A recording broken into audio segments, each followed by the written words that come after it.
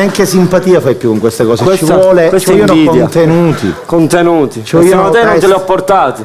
Ti ho fatto un format bellissimo, nuovo, non l'ha visto mai nessuno. Praticamente facciamo il format nel format, te lo spiego. Praticamente cosa succede? C'è una persona. Ok, quindi non sei tu. No. Una persona. Perché ho detto persona. Un alieno. Allora c'è uno. C'è uno da una parte, uno dall'altra, poi ce n'è un altro messo da questa parte. Questo è il giudice, loro litigano, lui deve dire che cosa. Questo è forum. No, o tu, o mio è t'aspetto, forum!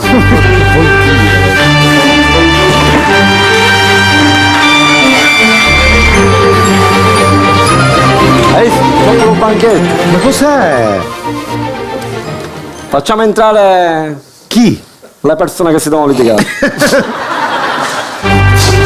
Cioè, veramente più disorganizzato di forum, vero? Signor giudice! Non sono io, il giudice è lui. Mi ritiro per deliberare! Ma dove va? Ma poi io non so. Ma c'è una cantina. Ma io questa cosa non la riesco a capire. Dove sia?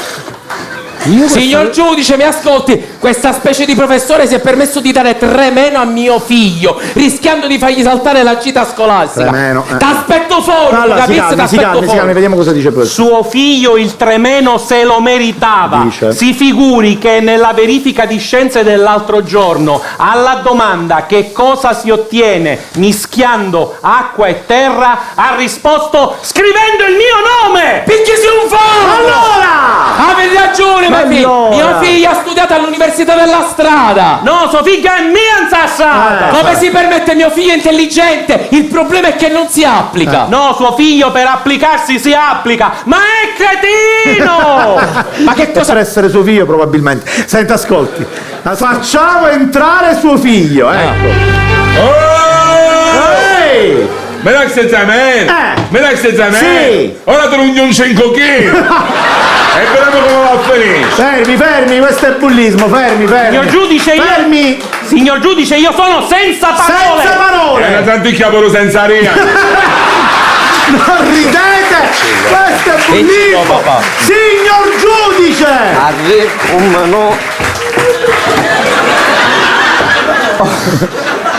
Ho visto fin troppo! Bravo! Devo dare ragione al professore Pizzo! Bravissimo! Oh! Promosso col massimo dei voti! Ma speravamo che tenesse un po' il pugno di ferro! Ma aspetto un pugno in tavola! La seduta è tua! Pubblicità! T'aspetto fuori!